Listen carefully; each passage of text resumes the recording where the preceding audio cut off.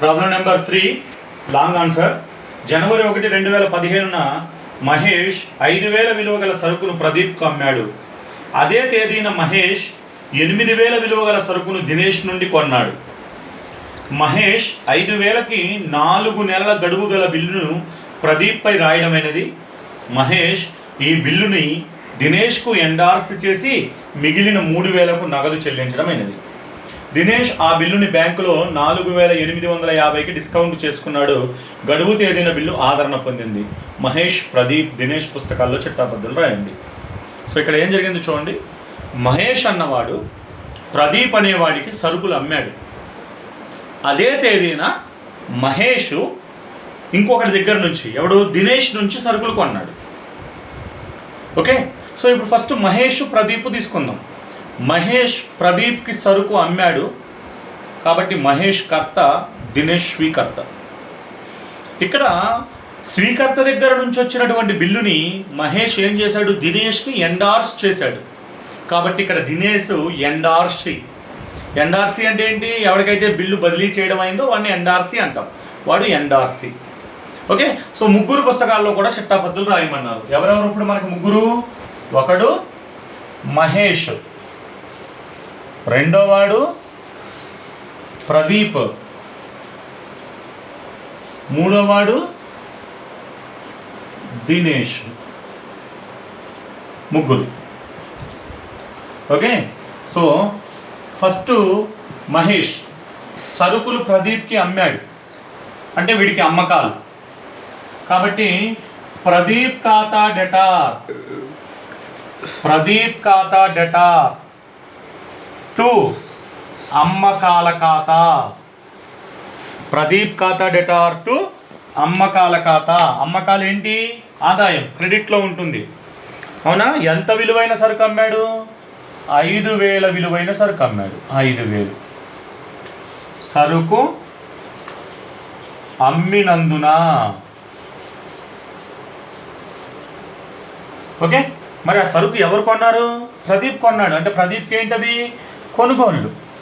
So కొనుగోళ్ళు ఖాతా debtor to ఎవరి దగ్గర నుంచి కొన్నాడు వీడు? మహేష్ దగ్గర నుంచి కొన్నాడు. మహేష్ ఖాతా సరుకు కొన్నందున. ఓకే, వీడు సరుకు అమ్మాడు, వీడు సరుకు కొన్నాడు. సో తర్వాత ఏం జరిగింది? అదే తేదీన, ఏ డేట్ ఇది? జరిగిన డేట్ ఎప్పుడు? జనవరి 1, 2015. 1/1/2015. ఓకేనా? 1/1/2015. అదే తేదీన మహేష్ అనేవాడు దినేష్ దగ్గర నుంచి సరుకులు కొన్నాడు. ఓకేనా? మహేష్ దినేష్ దగ్గర నుంచి సరుకులు కొన్నాడు. అంటే వీడికి కొనుగోళ్ళు, మళ్ళీ వీడికి అమ్మకాలు. సో మహేష్కి సరుకు కొన్నాడు, కొనుగోళ్ళు. కొనుగోళ్ళ ఖాతా డేటా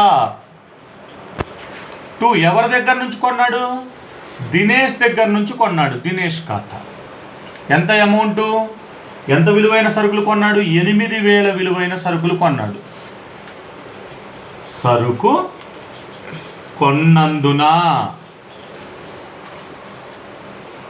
ఓకే, సో వీడు సరుకులు అమ్ముతున్నాడు.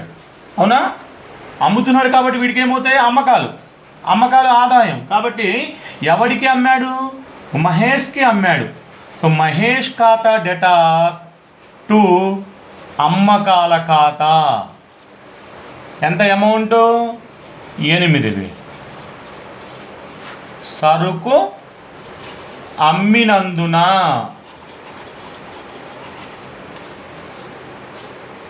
మరి వీడి పుస్తకాల్లో ఏమైనా చిట్టాపద్దు వస్తుందా?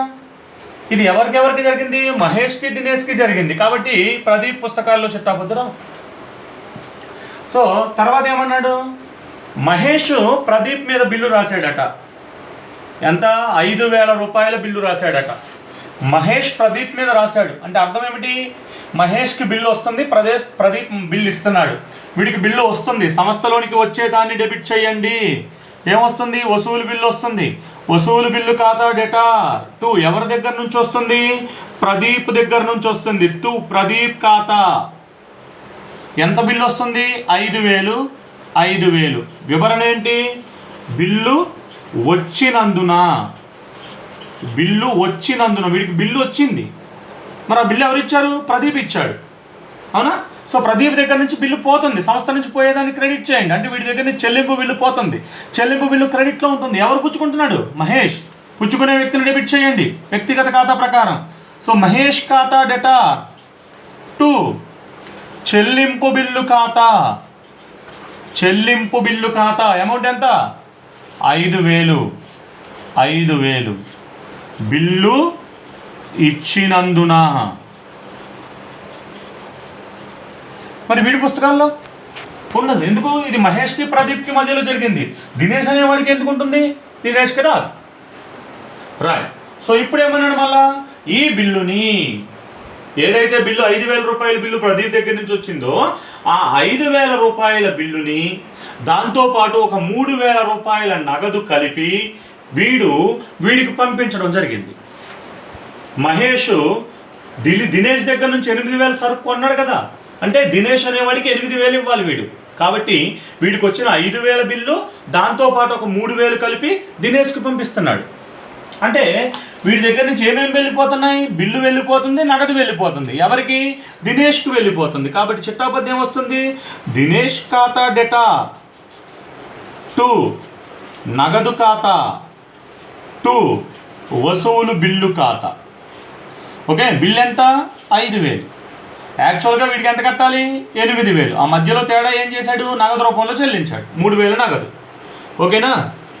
బిల్లు మరియు నగదు పంపినందున. ఓకే, సో అది ఎవరికి వస్తుంది? దినేష్కి వస్తుంది. అంటే వీడికి ఏమేమి వస్తుంది? నగదు వస్తుంది అండ్ వసూలు బిల్లు వస్తుంది.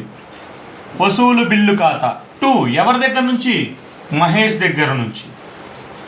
మహేష్ ఖాతా ఎంత నగదు వచ్చింది? 3,000 రూపాయల నగదు వచ్చింది. ఎంత బిల్లు వచ్చింది? 5,000 రూపాయల బిల్లు వచ్చింది. మొత్తం 8,000. నగదు అండ్ బిల్లు వచ్చినందున. నగదు వచ్చింది, బిల్లు వచ్చింది. మరి వీడి పుస్తకాల్లో రాదు, వీడికి సంబంధం లేదు.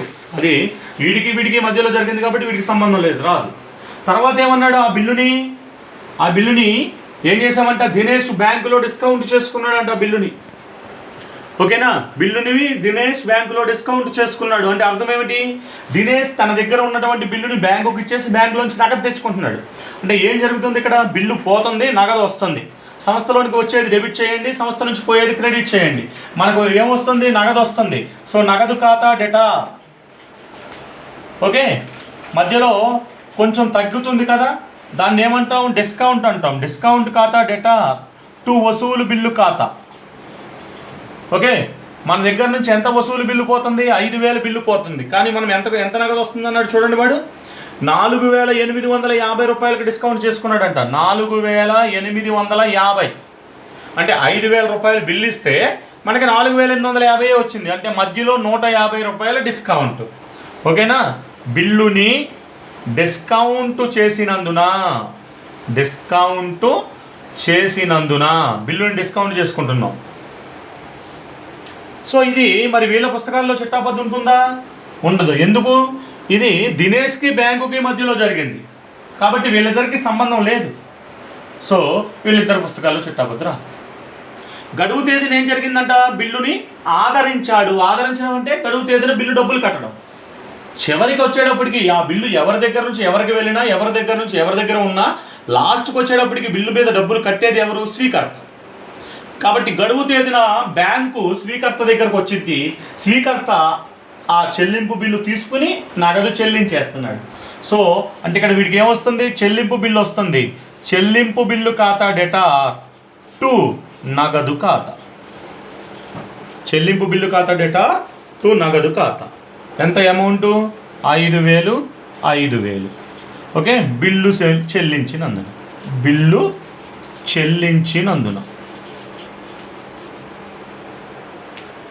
ఇది లెక్క.